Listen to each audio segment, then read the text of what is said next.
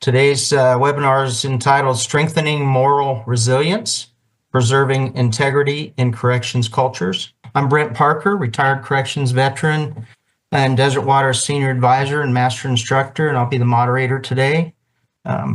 Those of you who don't know, Desert Waters Correctional Outreach is a nonprofit established in Colorado 22 years ago. Our mission is to improve the well-being of corrections and other public safety professionals through training, consulting, and other essential resources to foster resilience, mental health, and overall wellness in these challenging professions. You can visit our website, desertwaters.com, learn more about Desert Waters and the services we provide. You can also follow us on LinkedIn and Facebook. I'm happy to introduce our panelists today. Justin Stevens was going to be a panelist. He's the Desert Waters Chief Operating Officer. He was scheduled to be on the panel, but unfortunately won't be able to join us today. We do have Katerina Spinaris, Dr. Katerina Spinaris. She's a research psychologist, licensed professional counselor, and Desert Waters founding director. Katerina conducts research and develops wellness curriculum for corrections and other public safety staff. She's authored 7 such courses to date, including Desert Waters' signature course, From Corrections Fatigue to Fulfillment, which received the 2016 Commercial Product of the Year Award of Excellence by the International Association of Correctional Training Personnel. It was quite an honor. Katerina has also conducted groundbreaking research in the area of post-traumatic stress and other mental health issues in the corrections workforce, and has helped design Desert Waters' one-of-a-kind staff wellness accreditation program called Safety Net. She's also the 2014 recipient of the Colorado Criminal Justice Association's highest honor, the Harry Tinsley Award, and the author of the books Staying Well, Strategies for Corrections Staff, and the sequel, More Staying Well, More Strategies for Corrections Staff. So it's my honor to welcome my good friend and my boss, Katerina. Welcome. We're glad to have you. With Katerina today is Christopher Stanley. He's a 20-year retired veteran from California Department of Corrections and Rehabilitation.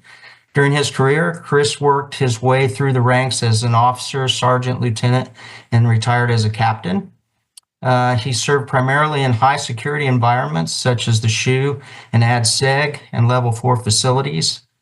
So he's got some pretty good experience. Over the last 9 years of his career, he was actively involved in staff training, including the position of in-service training manager.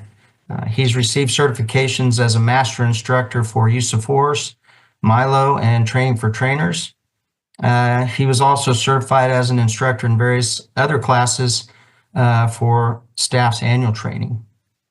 One of his most impactful certifications came when he was certified as an instructor of CF2F and True Grit through Desert Waters. He also participated in the departmental peer support program, helping and working with staff during critical incidents. So it is a great privilege to welcome Chris as well. Welcome, Chris. Before we dive into this important conversation, I'd like to invite you to post questions in the chat box. And at the end of our discussion, Chris and Katerina will answer as many questions as they can. After that, we'll stop the recording and invite you to unmute yourselves one at a time for open dialogue.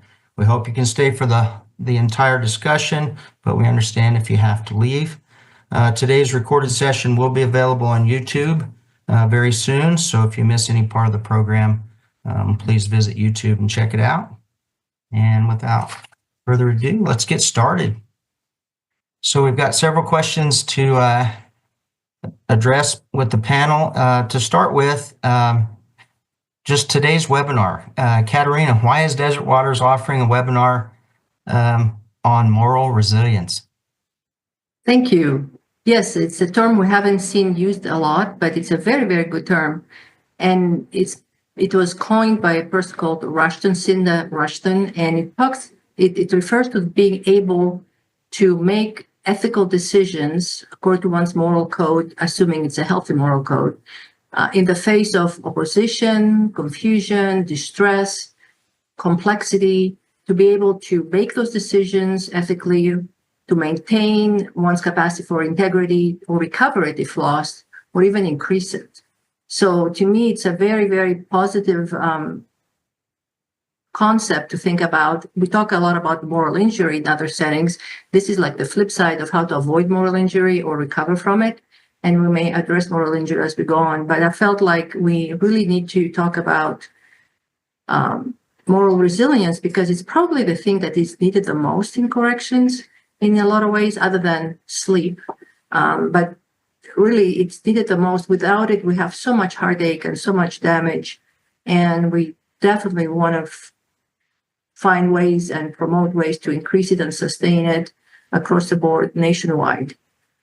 So, and I want to say also that these are very complex topics we're going to address today. This is only an hour and a half. We're talking about complicated situations. So we come humbly to say that this is our take at this point in time.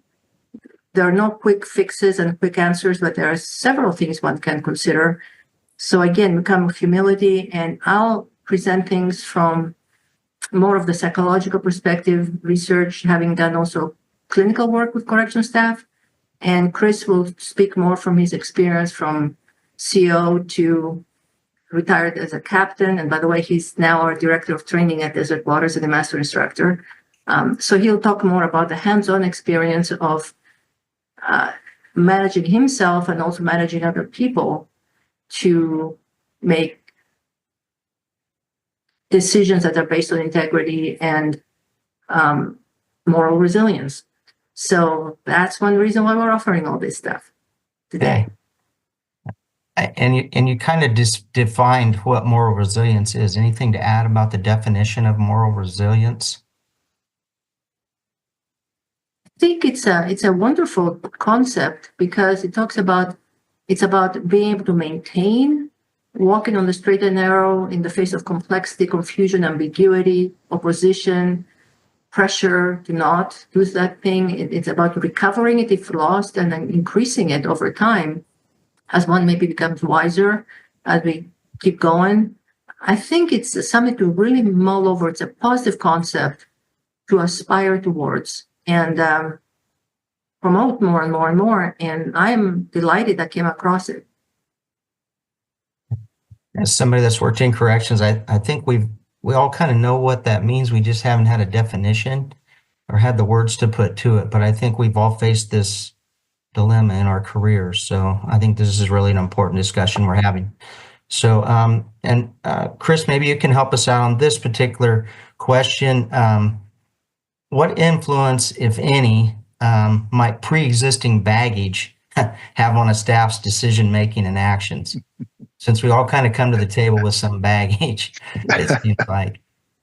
It's kind of a loaded, I guess, a loaded question in a lot of ways.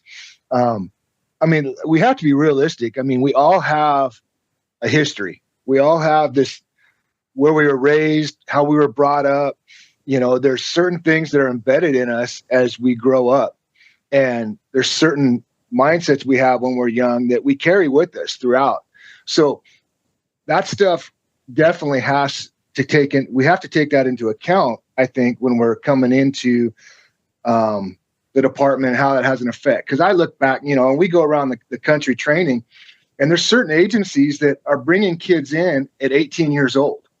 We had one particular one where they talked about how they had to, give this kid time off to go to his high school graduation, and he's already working in the prisons, Well, I look back at 18, and there's no way in the world I could have ever worked in corrections at that age. I was hot-headed. I was short-tempered. I was hell on wheels, to put it frankly. And had I gone in at that age, I'd have been fired for sure. I guarantee those lines would have been blurred for me, because you just haven't developed yet, So I think that pre-existing baggage has part to do with it. You can't sit there and say that your outside world doesn't influence the job, maybe people are coming in with that issues at home, family life at home already. Marriages are messed up or things aren't going well there, and they come into the department, and then they start adding on to the stress of the department on top of that, and that stuff carries with them. So I really think that's something that has to be considered. Not that it's an excuse by no means for actions that we do or how we behave, within the department, but it is a factor, and being able to recognize that those parts of you come in, with you, how you approach certain people, how you approach certain things, I think, like I said, being able to recognize that is probably a key thing. And honestly, for a lot of us, that's stuff that doesn't happen until your later years as an adult, because in your 20s, how often do we really recognize those things? I don't think until, you get into your later life where you really start kind of looking at things and realize, that those are influences on you. Those are factors in your world, outside of the job, and how much have you brought into it?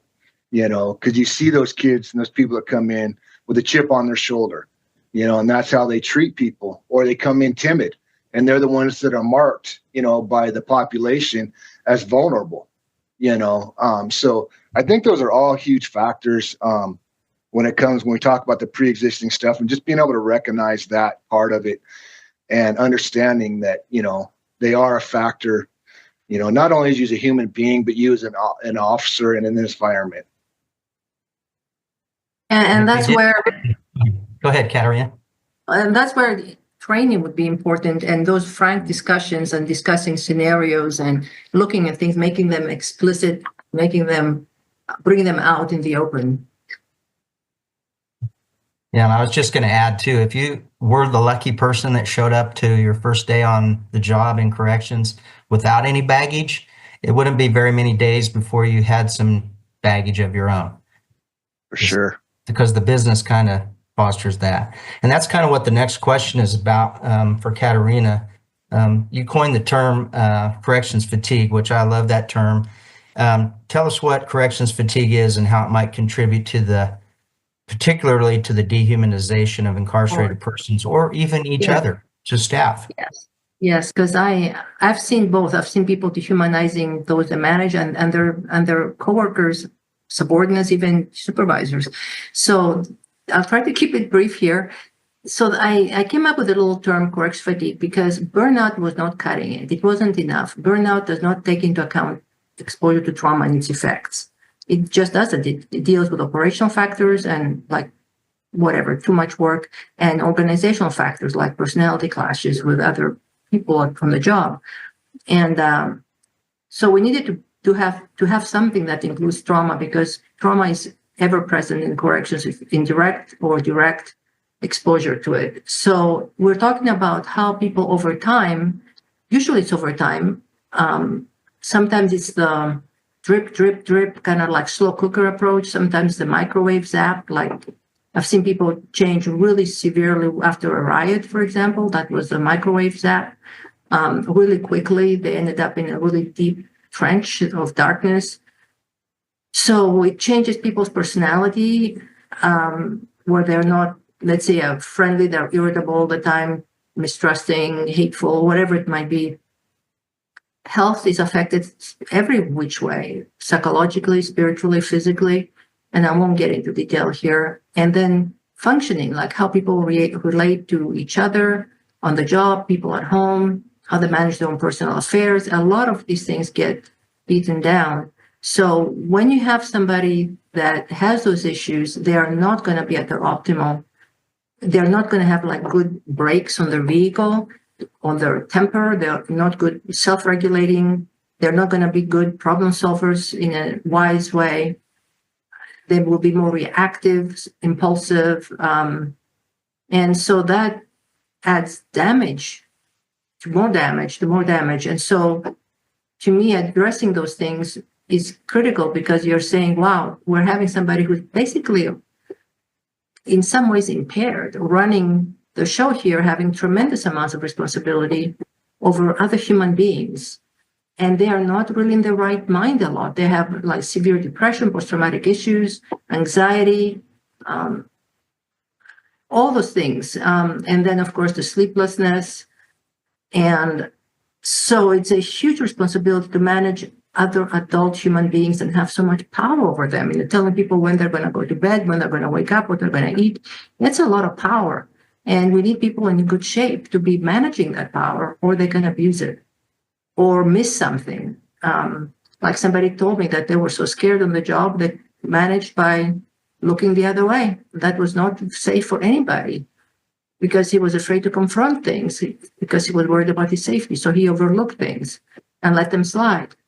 So all those things need to be taken into account if we want moral resilience to be feasible and realistically available, happening. So that was a long answer to your question. So No, that's a good answer, though. And I think it captures the uniqueness of corrections, unlike most jobs in the world. It just builds up right. over time, and it becomes our baggage inside. And the dehumanization piece is huge because when I am so preoccupied with myself and worried about my safety, and the us against them is so strong, the others, the them is the enemy, and the them could be administration, the them could be incarcerated people, the them could be somebody else you don't like at work. There is this thing of making them like less than human in one's mind. Then one can mistreat them and feel okay about it. And so there is this thing of not seeing the other party as a human being that is worthy of dignity, respect, those basics that are part of a decent, healthy moral code. And so then all kinds of stuff can be acceptable, and people may let something slide because they're no longer seeing the other person as a human being with needs and feelings and dignity. Okay, good. Thank you. Anything to add there, Chris? No, I think she pretty much nailed it on the head. I think that's huge in the fact, like I said, especially the humanity, recognizing that not only with the population that we deal with, but with each other. We lose that sight with each other. And we start, taking it out on each other. And sometimes, like I said, we forget that, our partners are human too. They're going to make mistakes. They're going to have issues, but when we're so caught up in dealing with the fatigues and stuff like that and the stress of the jobs, I think sometimes we lose that humanity of our partners as well. And I think that's huge in the departments. Yeah, we're hard on each other. Definitely. Sometimes really hard. So in our work, we do have the freedom to make a lot of choices, and sometimes they're really hard choices. So, Chris, maybe you can speak to this from your experience about that freedom of choice staff have and the responsibility that goes with it as they navigate tough decisions every day. Yeah. Being just straight up about it, the reality is, and anybody that's worked in this environment, there's nothing black and white about what we do, what you guys do. There's nothing clear cut. There's rules in place, there's laws in place, but all those laws and all those rules, they still are up for interpretation, and depending on who's reading it can determine how it's viewed and how it's interpreted, so we work, like I said, we work in that gray area, and every day we have to make those decisions, and we run into those events, where it's question on how we deal with it or how we approach it, and we still have to realize and we have to acknowledge that fact that we have the choice. You may be working a gray area. It may not be real clear cut, but, are you going to, for lack of better terms, err on the side of caution? Or are you going to go across that line and take it into the black? And, that's the reality of it. And we can't excuse what we see across the nation, on some of the bad stuff we've seen. And unfortunately, it's a small population that's affecting the larger population in that sense, but the reality is, that we still have that choice. It's gray, but we have that choice. Are we going to do what's right, what we know is right, or are we going to go along with the flow and let things go sideways? And I think that's probably the biggest hurdle that we face in this job, is that gray area, that area where we just, like I said, we have to make those decisions. It's not clear cut. So, we have to hold our staff accountable on those decisions they make in that moment, and I think some of that dealing with those areas, I think a lot of it comes down just to understanding truly what your policies are and what the direction was meant with those things. I think that was one of the reasons I got so active with use of force, was because it's such a volatile area and how it's approached and how it's, so being able to understand those rules better and understand that policy and what the laws are behind that and what every piece of it meant helped me make those decisions in that gray area, and I can't say that, especially when I started off as an officer, that I didn't make the wrong decisions, and ultimately, I had the moment came, or the times had come at some points where I had to take responsibility for that decision I made, that choice I made, and understanding that it was a choice I made and it was a bad choice, but I think, like I said, we have a freedom of choice, we push that on the inmate population. We tell them all the time that you have a choice. You had a choice to make, you made a choice when you committed your crime. We do that to them all the time. And sometimes we have to look in that mirror and really look at ourselves and say, hey, we made the choice. Maybe it wasn't a good choice. Maybe it was, but we made that choice, and we have to, own up to when the choice was wrong, and, back our, when we're right, made the right choice, hold stance. But, ultimately, like I said, I think we have to just realize and understand that we have a choice to make, and we have to take that responsibility for those choices that we make. Excellent. Yeah. And sometimes the consequences of those choices can be harsh. Yeah. Really So when we try to understand what happens, how people end up making bad choices, it doesn't mean we're excuse the bad choices or condone them. We're just trying to understand, how do people end up from A to Z? Because I don't think people hire on thinking, I'm going to do this and this, and I'm going to violate those rules within a few years, or laws, and I'll do something criminal. Most people don't come in with that notion at all. But how do they end there? So that's what we're trying to understand and pick apart, so that we can build in preventative steps. And that's the whole thrust of the matter, not to make excuses, Right. Just understanding in a detached, objective way. And I have people assume responsibility instead of themselves making excuses and passing the buck, which is hard to do. It is. It needs to be done. And because it's gray, it's not easy black and white answers. Right. It's not. We come into this department with the mindset that we're going to make a difference. We don't understand the choices we're going to have to make, until we actually get in there and we hit the ground running. And then the reality kind of sets in that, hey, this isn't as cut and dry as I thought it was going to be. The illusion of it being so simple it just isn't Right. there, Right. And especially if you hit an unhealthy culture, a fatigued culture, where there's pressure to not do the right thing, there's pressure to do the wrong thing, and you're afraid that if you don't, then you're going to be cut off and singled out and persecuted yourself. These are the tough moments. And that's why I think sometimes people say that they're leaving because they cannot keep doing this. And Brian, you had told me something about that, like if you had been faced with some things that were immoral, that you would have quit if you had had that kind of pressure. Well, and I was fortunate. I only had to make those decisions a few times in my career. Unfortunately, I was able to make the right decision and do okay. But if I would have been forced to make the wrong decision or back somebody up that was doing something unethical, my decision was going to be, I don't want to work here anymore.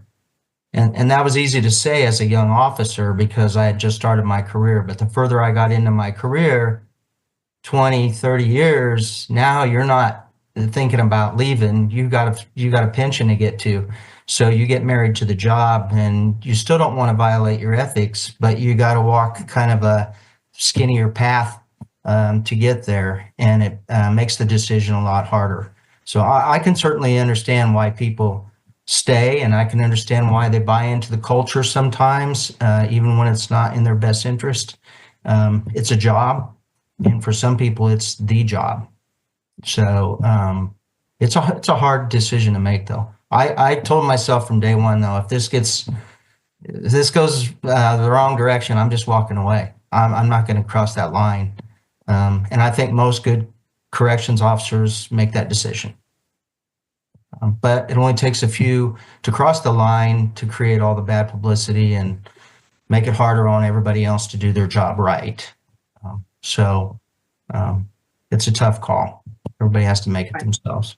And it completely damages the public image of correctional officers. Yes. Yes. Huge. 100%.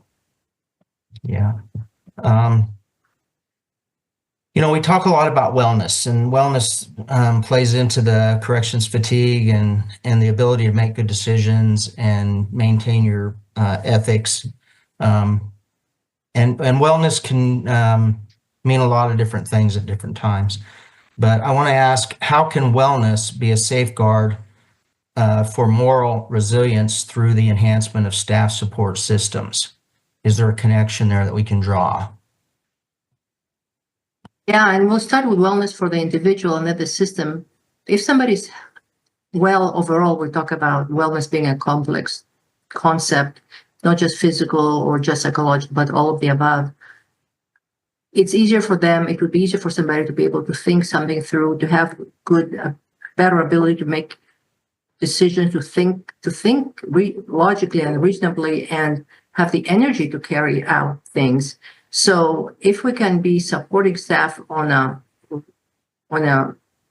broader basis, because you cannot do just one person at a time, it will help people have the juice, have the ability, have the reserves to be able to invest emotional energy to even do the thinking that you were talking about. Both of you were talking about figuring things out in a gray area, taking responsibility. They will have more energy left over to do all that stuff. So also, I think that if you have somebody who is healthier versus not, they're going to have better self-control, like this whole thing of self-regulation, and they'll be more at peace with humanity. They won't be hating everybody that moves around them. And so they'll be able to be more humane with other people, as opposed to being disgruntled and angry and active in a negative way. So I think wellness ties into this whole thing very much so, because it's really hard to make good decisions when you're spent, exhausted, fried.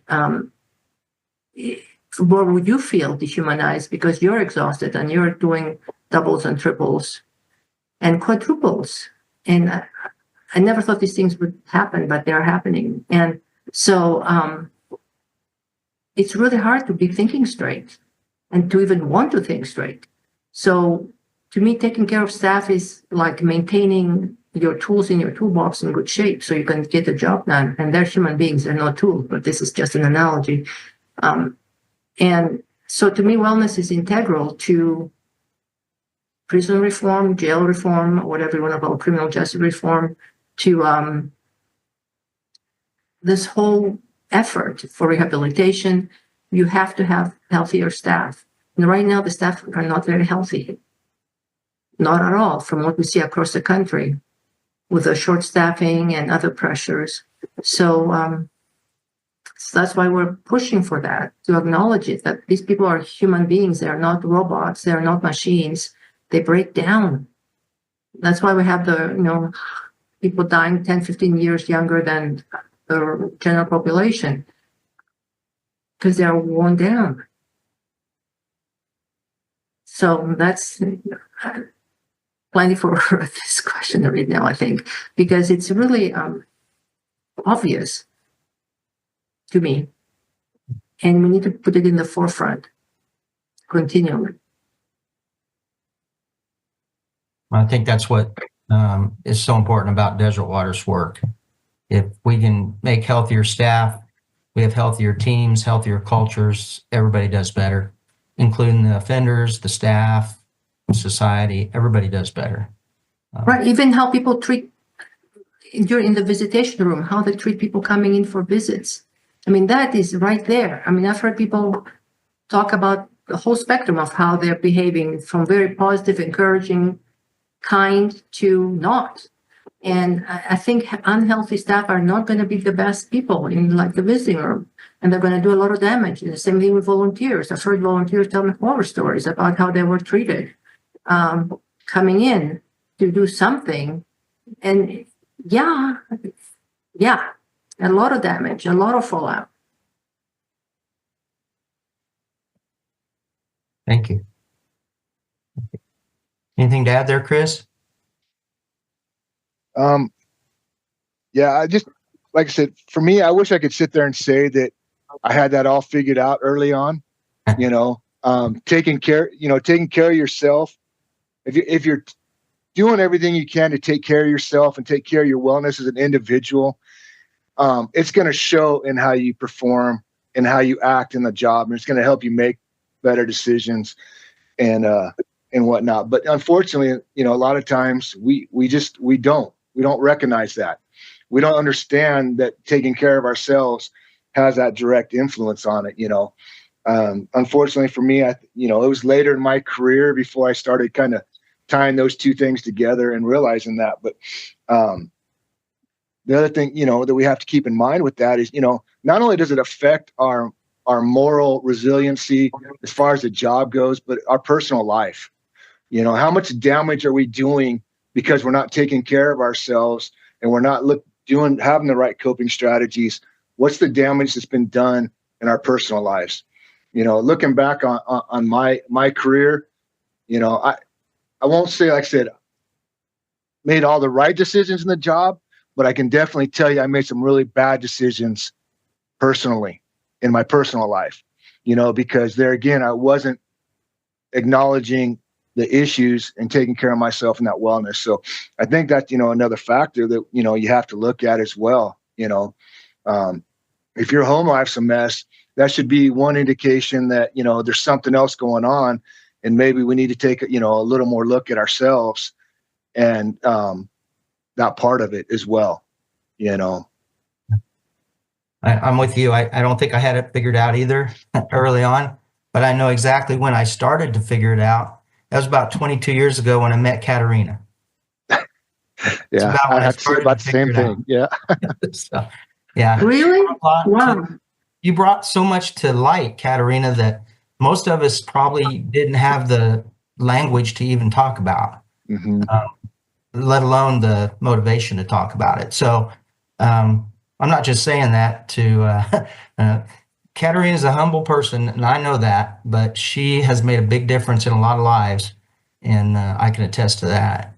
You made us understand what we were going through so we could do better. And like Chris, for some of us, it was the game was half over when we started to figure it out. So the sooner we can get people on board to understand this, the better, which is why I really am thankful that some places are offering your training in basic training, because that's where it belongs.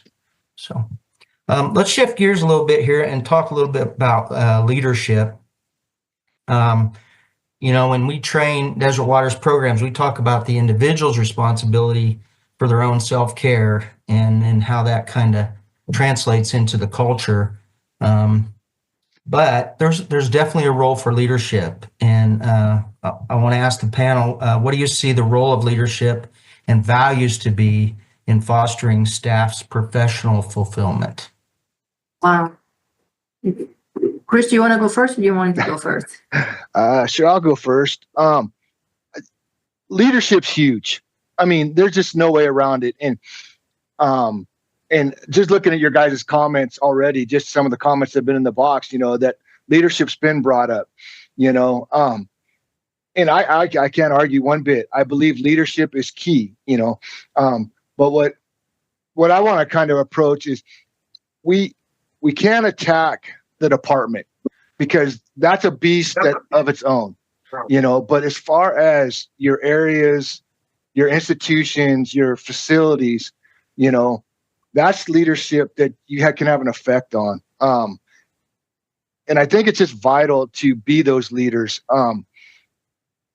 There's been times as a leader where I've had to call my staff out. We were talking a little while ago about they have freedom of choice. Well, there's been some incidents where I've had cops that made a bad choice, and I had to be that person to call them out on it, but I didn't call them out to ostracize them or to put them on an island by themselves. I called them out and then had to stand by them, not condoning what they did. And by no means as leadership do we want to condone bad behavior. But when our staff make a mistake, we don't want to desert them either, So, and looking out for them and being that key to that wellness, what are you doing as a leader to promote well-being in your area? Are you taking the time to talk to your staff, seeing where they're at, not only professionally, but personally? How many of you guys know your staff and how many kids they have, or how many, what their wives' names are, or, taking that personal interest in them, looking out for them, having those conversations with them, taking that time to pull them in and just have a one-on-one conversation with them to see where they're at. I think that's huge. When we start talking about leadership, we get caught up in the big picture, as far as, like I said, the department and what the department's not doing. And depending on what state you're in, that's a whole nother beast, and it can be a very dangerous conversation that we could get caught up in. But focusing on what you can do at your level, in your sphere of influence, is what we like to say in our training, is a key thing for leadership. But I think leadership's a huge factor, in that process, and having that effect on our staff, and if you set that tone, and because there again, I won't lie, I was a proponent of like use of force and holding inmates accountable, but I wasn't a proponent of abusing that power, so when my cops approached that line or crossed that line, we had a conversation, and when they had to own up to it, we walked them through that process, but and then taking that time to, like I said, interact with them, being that person that would go out. My crew would do events like paintball. They'd set up paintball days, so as a leader, did I necessarily want to go out there? Maybe not, but I knew that I needed to go out there to make that connection with them, so they knew that I cared enough to be part of their personal life and their world as well as a professional life, so trying to look out for that wellness, promoting the healthy things. I promoted families. If an officer came to me and was like, hey boss, this is what's going on, I know I didn't get request the time off, but kind of last minute, is there anything we can do? By all means, let me see what we can do, to promote that, there again, promoting those relationships that matter, and those things that hold true to their values, if that makes sense. Yes. Thank you. Katerina, anything to add there? Mm-hmm. Yeah, I was thinking about how, like Chris said, we ask people in our trainings to identify what they can do in their sphere of influence that won't require a budget or a big change. They can do it now. And so that applies also to, of course, administrators and supervisors of all levels. But what can they do? And they have a much bigger sphere of influence. So it trickles down, and values that drive people are huge. And people can read your values. They can see what matters to you. And what are you going to lead them into?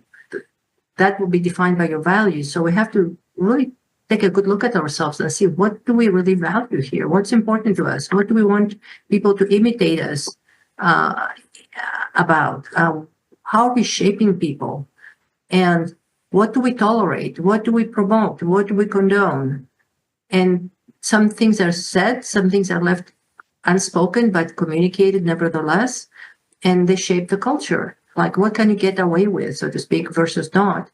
And why? And so we need really brave leaders at all levels, like Greg Morton likes to talk about, formal and informal leaders.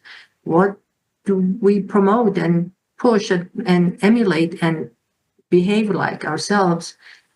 Because actions speak louder than words.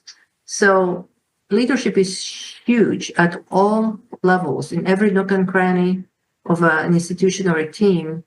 And we have to get brutally honest with ourselves and ask ourselves, what's important to me? Really, really, really, truly, what is most important to me? Is it the promotion at any cost? Is it supporting people? Is it honesty? Is it whatever it might be? And so I think that, and that develops with experience and life lessons, and wisdom hopefully gets accumulated. And it takes a lot of courage to own my mistakes and look at myself in the mirror and learn from other people. So it takes humility as well. And these are hard things, and some people are interested in learning them, some people are not. And good leaders will learn and grow and develop. I don't think leaders are made to pop out of a box. They are shaped by life and their responses to life events. And that makes them a leader or breaks them, or makes them a really destructive leader. So yeah, leadership, not just title based, is huge, because people follow. Most people tend to follow. So like, what is a leader going to do? And that will take a lot of people. They will take a lot of people with them, whichever way they go. Yeah. And I think, go ahead. no, I was just going to say, I think leadership requires ownership. You know, if you're going to be a leader, you have to take ownership of the people below you and the people you're guiding, and understand when they make a mistake, you know, you have to look at your practice. You know, are you training them properly? Are you doing the things that you need to do to better the situation? And someone mentioned the fact of reduction in call outs. And I can contest to that. When after being in service training and training this course, the Desert Waters courses to our staff and stuff like that, when I promoted to captain after that, and I took a lot of those practices and mindsets to my facility and how I approached my staff. And I can contest to pre-COVID, before that all started, all that mess and everything, I had the lowest call outs on my yard than any other facility. And I had one of the most violent yards in the state at the time, but yet my call outs were some of the fewest. And I really think it's because of not only me, but my sergeants and lieutenants that I had underneath me took to heart the value of staff and our staff wellness. And we looked out for our staff, not only on the job, but personally. And I think that had a huge impact on how people responded to coming to work and being part of our yard. And because I literally had a waiting list of staff that wanted to come work on our yard, knowing that it was one of the worst yards in the state to work on, but yet they still valued what was going on there and the approach that was being taken. And like I said, I think that it's huge in that aspect of it. I believe if you have good leaders, your sick calls and stuff like that come down. You know, you're still going to have those individuals that just want to abuse it and want to take advantage of it. But I think overall, your leadership has a direct impact on that mindset with people.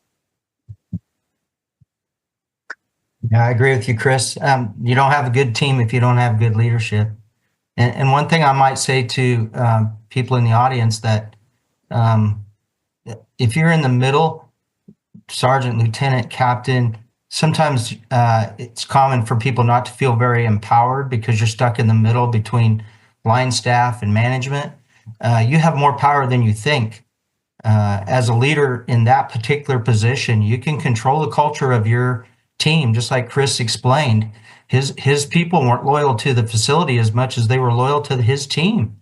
And he did that by fostering good leadership. And I think a lot of times, especially in the middle ranks, people get so bogged down in the paperwork and the scheduling and all the mundane duties, they fail to make the human connections and really lead by example. And you can be very strong, powerful leader in the middle ranks, sometimes more so than even the management and the directors, because they're so far removed. Your team members might not even know who they are, but they know who you are. and they're looking for leadership. So we can do better. I know we can. And I'm not saying there's not bad ones out there. There are, but Definitely. we gotta get the best people in those roles.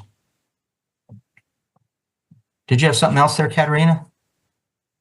No, I'm just thinking about the issue again of values, and it may sound syrupy, but you have to have compassion and love in your heart for the people that work for you or with you, because they're human and they're fighting all kinds of battles, and they're up against the wall, and just you have no idea. We have no idea what they're going through, and if we have that love and compassion in our heart, it will be communicated somehow to them, and they'll know it, and it's like people will want to come closer to you as opposed to being repelled by you. And it's a lot to maintain when you're under pressure. That's why I said we have to be well to be able to have the luxury to have the extra to give to others. If you're running on empty, it's really hard to give to others. And I think we need to take care of leaders just as we do the COs, because they may feel unsupported by their leaders all the way up a hierarchy, or they don't feel like anybody cares about them.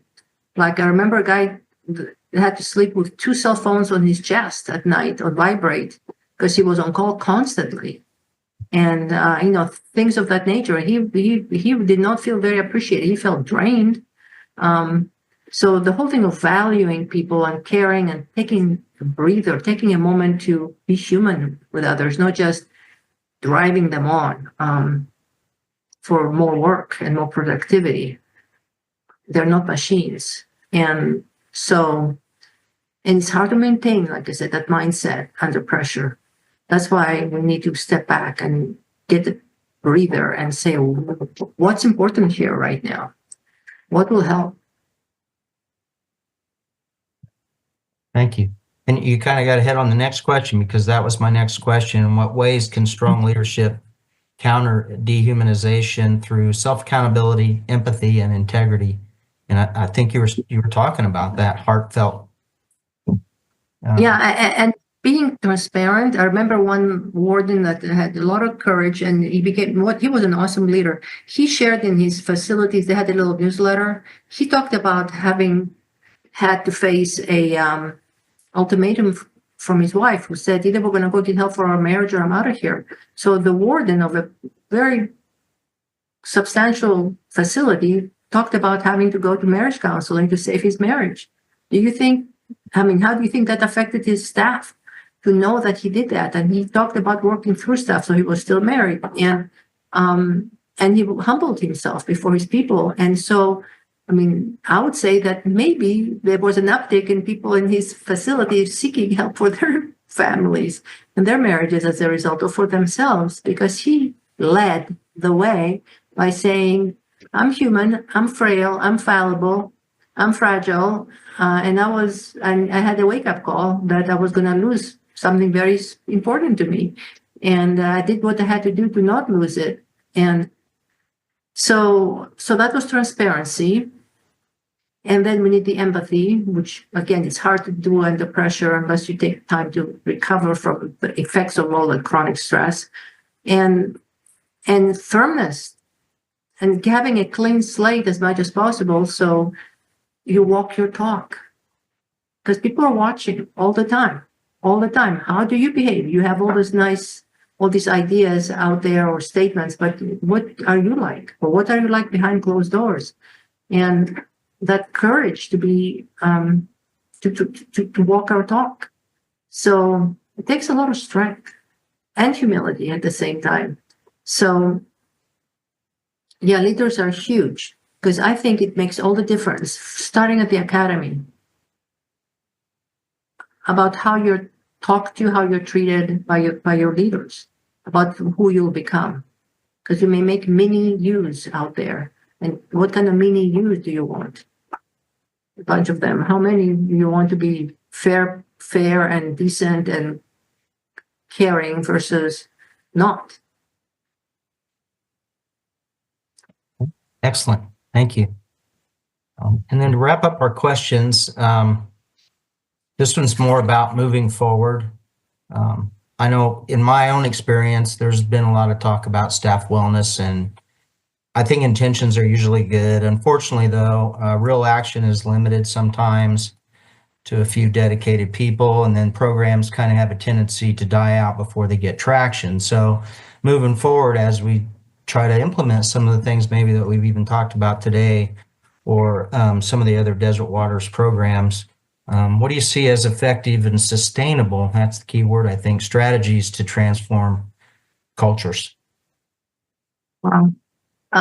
Boy, one thing that on the practical end, one thing that I would love to see, like I've seen in some states where there's a legislation that mandates to have a staff wellness office, and there's a budget for it. And so it's not going to go away with the next governor, the next set of department. It's going to be built in to fund certain things, because really, in some sad ways, you get what you pay for. And if you have zero budgets, yes, you can get some things going, but there may be here and there, maybe the flash in the pan, maybe substandard.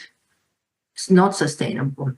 So we need the fuel of funds on the one hand, and then we have to have the visionary leaders at all levels, from COs all the way to wardens to department heads, that want to build something and do whatever it takes to get there, and not have it as an personal ambition or something on the resume, but really care. So no money can buy true, honest, decent caring. No money can buy that. And so when you find people that have that heart of true caring, grab them, because you cannot buy that. I don't care how much money you pay people. It has to be from within, and it's not like a fire that burns on its own. And get hold of them and build them into your system. Make ways for them to get their dream more actualized. So it takes funding and people and a vision and a plan, and learning as one goes, especially in corrections, where a lot of things get invented for the first time as people go along. And make sure that it's something that you can measure some things about whether they're working or not. So you're not just barking up the wrong tree because it's whatever favorite pet project, that it's something that really is defensible and effective, productive. And I'm sure there's a lot more there that I haven't addressed. Chris, do you want to add anything to that about having a sustainable program? Yeah, and I agree wholeheartedly. I mean, I feel every department should improve on their staff wellness, and we know it can be done because we've seen states that have done it. We've seen states that have put together a wellness team, even in a politically hostile state.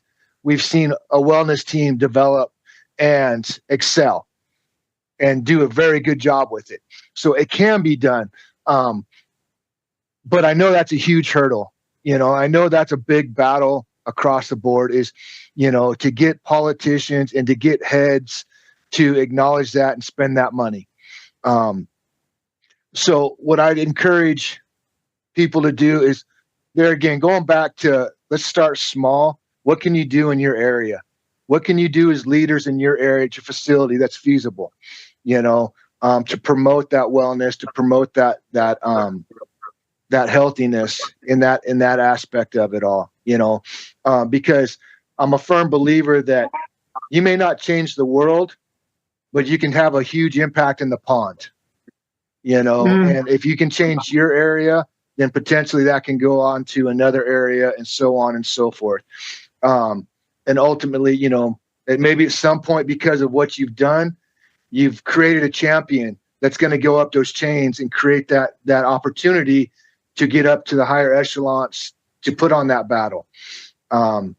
Nothing feels better than when we're out training and we have a commissioner, that wants to know what's going on because he's hearing good things about the course and he's a proponent of the course and promoting that, So like I said, I encourage you guys to start with your area, try to change that mindset, try to change that culture there, and see where it goes, because ultimately you never know who you're developing or who you're bringing up underneath you. that could potentially be the difference down the road. Seen that, Chris. I've seen where you can touch one person only. They're the only person that buys into what you're saying, and they torch up their whole state in a good way. I mean, they light the fires for their whole state, for their whole department. That one person, and you may have felt like, it was a flop because only one person engaged, but that one person is key. So never underestimate the one seed. Never, ever, ever, ever. You never know what a champion they'll turn out to be. And then the other thing what I would love to see more of, and would love to support you in that, is present facts and arguments about why we need this. This is not a luxury. Again, no carpenter or mechanic would continue being business well if they didn't take care of their tools. So we have to get it through to some people that you really need to take care of people. We know they're going to be affected. You have the hard data. You know they're going to be affected over time, sooner or later. They need true maintenance. And it's not just wages. People need a lot more than wages. And a lot more than wages. And they need those intangibles of the true caring, the connection, all those good things. So getting that through to people so they don't think it's some kind of foo-foo, fluffy new thing. And they dismiss it. It's essential. So leaders from way back, from Alexander the Great. I'm Greek. I grew up stories about Alexander the Great. He really took care of his soldiers, and he knew them. He knew personal details about them and he knew them by name, which is insane when you think about how many people he had under him. So we need caring human beings to lead and to understand why we need wellness as part of the package of sane, healthy, moral corrections.